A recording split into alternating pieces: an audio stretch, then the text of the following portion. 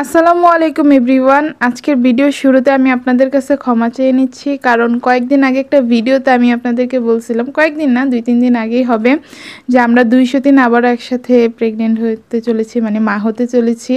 কিন্তু সেটা আর এখন সম্ভব না। কেন সম্ভব না সেটাই আমি আজকে ভিডিওতে আপনাদেরকে বলবো। মানে গাইস, আমার এত পরিমাণে কষ্ট লাগতেছে, পারি না, কান্নাই করে দিই। আমার সত্যি কথা কান্না চলে আসতেছে। কত যে শখ করেছিলাম 200 দিন আবারও একসাথে মা হব, আবার মা হওয়ার জার্নিটা সেই প্রথমবারের মতো মানে ফিল হবে। এখন তো সাথে আরও বাচ্চা আছে, জার্নিটা একটু অন্যরকম হবে। অনেক শখই করে রাখছিলাম, কিন্তু সেটা আর পূরণ হবে না। কেন হবে না সেটাই এখন আমি আপনাদেরকে বলি। আরও কয়েকদিন আগে, এক সপ্তাহ আগে হবে, যে জামাই যখন বড় সতীনকে রাজি করাতে গেল, তখন বড় সতীন একটা কথা বলছিল, মানে শর্ত দিছিল আমাদের জামাইকে, যে সে অ্যাডমিশন পরীক্ষাটা দিতে চায়, কারণ এটাই তার লাস্ট টাইম, তাই সে সুযোগটা কোনোভাবেই হাতছাড়া করতে পারে না। তখন জামাই বলছে যে আচ্ছা ঠিক আছে, কোনো সমস্যা নেই, তুমি পরীক্ষা দাও, তোমার ইচ্ছে হয়েছে। তো এখন ও যদি পরীক্ষা দেয়, ওর তো মানে কি বলবো, একদম টানা পড়া। দাঁড়াও, কিসের জন্য রাজি করাইতে গেছিলাম সেটা তো বললাম। দ্বিতীয় না, সরি, আমি তো তৃতীয় বিয়ের জন্য রাজি করাইতে গেছিল।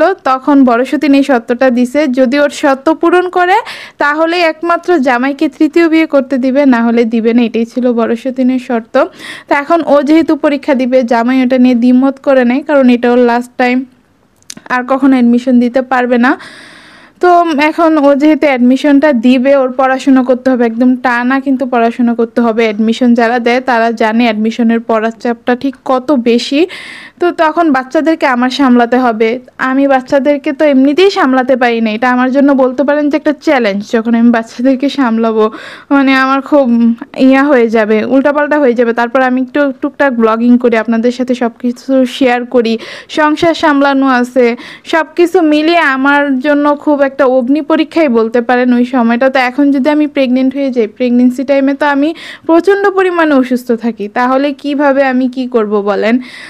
তো যার কারণে এখন আর আমাদের একসাথে মা হওয়া হচ্ছে না। পরবর্তীতে চিন্তা ভাবনা করা যাবে।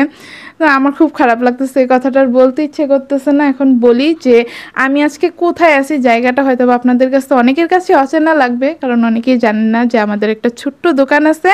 আমি দোকানে আসছি বড় সতীনের জন্য বই খাতা নিতে, ও পড়াশোনা স্টার্ট করতে হবে, কারণ ওর খুব বেশি হাতে টাইম নেই অ্যাডমিশনের জন্য। এই যে দেখেন গাইস, এই বস্তা সবগুলাতে আমাদের বই। অনেকে বিশ্বাস করতে নাও পারেন যেগুলো হয়তো অন্য কিছুর বস্তা। এই যে দেখেন, এই বস্তাতে দেখা যাইতেছে এগুলো সব বই, পুরো 4টা বস্তা বই। আমাদের হাজব্যান্ড সায়েন্সের স্টুডেন্ট ছিল, সায়েন্সের স্টুডেন্টের এমনিতেই অনেক বেশি বই কিনতে হয়, কোনো বিষয়ের বই ফালানো যায় না। গাইড বই আছে, টেস্ট পেপার আছে, তারপর আমার সতীনের বই, আরও বই ছিল, ওইগুলো অনেক পুরান হয়ে গেছে, তো যার কারণে বিক্রি করে দিচ্ছে। এখানে জাস্ট মিন বইগুলো আছে, তারপরেও 4টা বস্তা।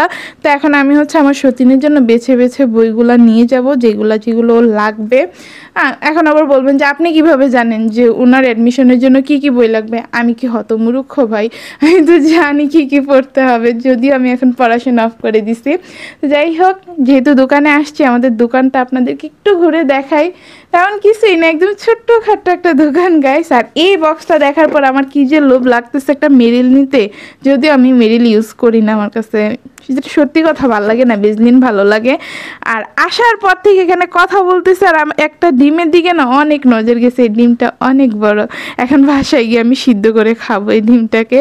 তো যাই হোক গাইস, আজকের ব্লগটা বেশি বড় করব না, বড় সতীনের জন্য বইগুলা বেছে নিতে হবে, অনেকটা টাইম এখানেই লেগে যাবে। তো গাইস, ব্লগটা এখানেই শেষ করতেছি। আল্লাহ হাফেজ।